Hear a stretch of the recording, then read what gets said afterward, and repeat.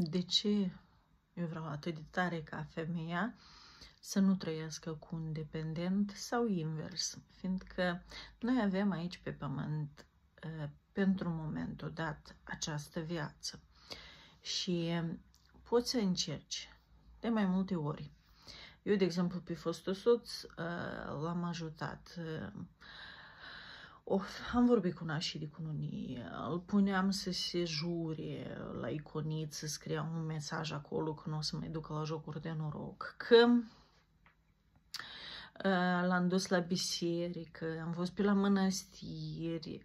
Ultima scăpare care a fost, apropo, știu că a mai încercat el cu părinții lui și în zone, așa să spun, mai care nu prea se vorbește des, chiar dacă îți duc oamenii acolo. Iar scânteia a fost atunci când eu mă gândeam că doar fostului soț are nevoie de ajutor, că e dependent de jocuri de noroc, și ne-am dus la psiholog. Și doar atunci când am vorbit cu această persoană, am conștientizat faptul că stăuleacă, că de ce eu l-am ales acest bărbat, de ce eu aleg să stau cu el în această relație și care sunt primele momente când se înțelege faptul că tu nu ești pe drumul tău și te pierzi cu totul. În primul rând, nu mai ai poftă de îmbrăcăminte, de a te aranja. Hainele le porți poate de la Rudi sau de mult care erai fată mare. Ai o poftă în exces să mănânci. Cine îl trage foarte tare la dulce, cine îl sărat. Pe mine, când psihologul, că el a insistat să vorbească cu mine, cu toate că eu zic că eu o să am nevoie de ajutor, please, uite-te la fost soț, deci eu nu am nevoie de ajutor. Și când m-a întrebat câteva întrebări, dintre care era prima, când ultima dată ai făcut ceva pentru tine și dacă tu vezi pe stradă cazinouri, pe tine te irită acest fapt? Pe tine te deranjează? Și eu zic da. Păi stai, dar de ce pe tine te deranjează? Și ai o ură și un dispreț. Acum, de exemplu, nu am. Că a trecut deja cât acolo? 10 ani. Dar atunci, într-adevăr, când mergeam pe lângă un cazinou, pe mine mă luiau tăți, mă nervam, vrem să se închidă, că fac rău la oameni. Deci era acolo problema. Nu era, de exemplu, fostul soț. Și ce vreau să zic? Că e important să încerci. Nu întâmplător te-ai legat cu el, te-ai căsătorit cu el, ai făcut cumva o mică familie, așa să zic. Dar după încercările astea, nu știu, câteva luni, jumătate de an, cel mult un an, tu trebuie să înțelegi că tu ai venit aici pe pământ pentru tine.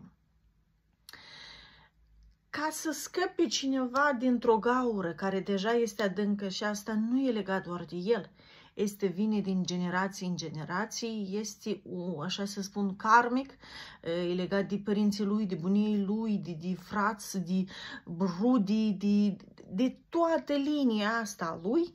Și n-ai cum tu, draga mea, fiindcă vrei tu să-l scăpi el de, nu știu, de abuzul de alcool sau de droguri, nu ai putere, scumpa mea. Mai ales faptul că tu lui ai atras astfel de bărbat denotă faptul că ai și tu o problemă. Că îți place să fii în rol de victimă, îți place să dai prea mult din tine, ai fost într-o copilărie nu prea fericită, nu știu, bătăi, cum a fost la mine în familie. Au fost ceva traume atât de mari că de ce tu ai atras o astfel de persoană care trăiește, să spun, rătăcit în întunericul sufletului său. Și atunci tu ce faci? Îl leși. Da, îți va fi foarte greu dacă mai ales ai un copil, cum și eu am un copil. E foarte dificil. Mai ales nu țineți în secret ce se întâmplă. Ți-e rușine de părinții tăi, te înțeleg. Spune la o prietenă, spune la un străin pe stradă. informează pe cineva, strigă-i cuiva că, uite, soțul meu joacă la casino și duce din casă, sau partenerul meu consumă droguri, că femeile sunt foarte intuitive. Noi suntem foarte dezvoltate în acest sens și noi simțim lucruri. Nu te minți pe tine. Și eu țin minte că când am fost însărcinată, el s-a purtat cât de cât bine, dar după ce am născut copilul, el dispărea câte 3 zile, ducea tot din casă, am trăit un coșmar. Și eu, înainte de a face pasul ăsta de a pleca cu un copil în brațe de 1 an și jumătate, m-am informat și am citit foarte mult despre asta. Am citit și cărți despre jocuri de noroc, dependența asta, parcă chiar era problema mea, dar tare îl vroiam să-l ajut. Și la un moment dat am citit și știu că pe cineva va lumina acest moment, că mă gândesc că era un articol din România unde un copil îi scotea ochii lui mama, zicând că mi-a fost rușine să ies pe drum, că toți mă arătau cu degetul că tata tău face acest lucruri. Pe tine, mamă, te-am văzut totdeauna plângând, suferind și să-l scoți din datorii, din probleme și așa mai departe. Dar eu am trăit pentru tine, copile, spune mama. Da, vezi că poate dacă te despărțai și poate duceam acolo în sat, cel puțin poate te vedeam pe tine fericită. Și poate nu era așa de periculos. Și poate nu se râdea de mine toată o grada. Nu vine să plâng, fiindcă, într-adevăr, a trăi... Eu nu aș vrea ca un copil să trăiască cu un dependent de alcool sau în traume, cum ar fi bătăile în casă. Nu merită niciun copil. Chiar dacă este născut de la un părinte de acest gen, celălalt părinte trebuie să ia curajul, să-și ia copilul și să plece de acolo. Pentru că este periculos pentru viața copilului și îl traumează foarte tare. Da, poate ai pereți, dar pereții sufletului copilului tău vor fi dărâmați. Și acum țin minte cum mi-am luat copilul în brațe când a avut 1 an și jumătate și am plecat acasă.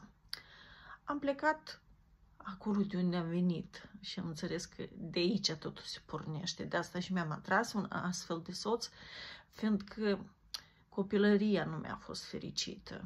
Unde a fost abuzul, a fost la ordinea de zi. Știu că părinților nu prea le place să vorbesc la această temă.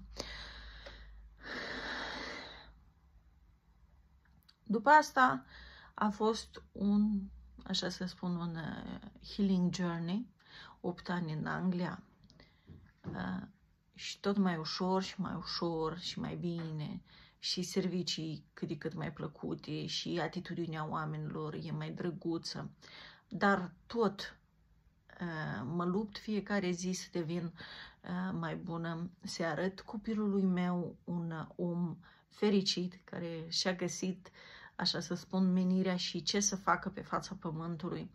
O mamă puternică, o mamă independentă, o mamă care curajoasă, care nu stă și ascultă și zice și mama își face ce să fie condusă de părinți. Sunt într-o țară unde aici femeile care sunt singuri copii sunt protejate. Poate nu e mult și fiindcă am lucrat permanent la diferite servicii, chiar și copilul când era mic, nu am simțit eu foarte tare acest ajutor al statului. Cu toate acestea, mi s-a dat, așa să spun, o protecție și o stabilitate, că eram convinsă că vinea salariul la timp, nu vinea salariul la timp, când schimbam servicii. Această țară a fost mereu grijulie față de mine. Puteam să-mi aleg, nu știu, un partener și să mă grăbesc să mă căsătoresc. Puteam să fac și un alt copil, ca să fiu în rând cu lumea, să fiu cu șini, cu nășică, cu mătri, cu casă, cu grădină. Nu. Eu aleg să mă ridic pe mine, pentru că eu sunt un copilaș care nu a primit iubire, și să-mi plămădesc, să-mi coc și să iasă băiatul meu un omuleț, un bărbățel care este pregătit pentru viață, care este puternic, care va fi în aripile sale ca să se simtă pe sine, să-și găsească locul său în lume. Până în prezent am zis că nu e ușor, dar cu siguranță a fost o decizie foarte, foarte bună când am divorțat 10 ani jumătate în urmă. Așa că dacă tu ești în aceeași situație, trăiești cu un dependent de jocurile de noroc, dependent de droguri, de alcool sau un papă-lapte de asta, un micuț așa, care este bărbat, nu este. Draga mea, mai bine de una singură, nu mă plâng de atenția bărbaților, permanent am avut-o și o am, dar eu sunt stăpână când petrec timpul, când am posibilitate, când văd că, stai că nu te porți frumos cu mine, păi gata, eu am apartamentul meu unde trăiesc, eu am serviciile mele, eu sunt stabilă, tot, înțelegi? Dar așa îți dai seama când depinzi, nu știu, de familia lui, de casa lui, și nu umbla de urma lui, nu ascunde alcool, nu-l căuta pe la cazinouri, nu-l scoate de la femei. Draga mea, ai venit aici pe pământ pentru tine și ați ridicat copilul în caz că l-ai. În rest, nu ești datoare nimănui cu nimic. Te pup. Mulțumesc!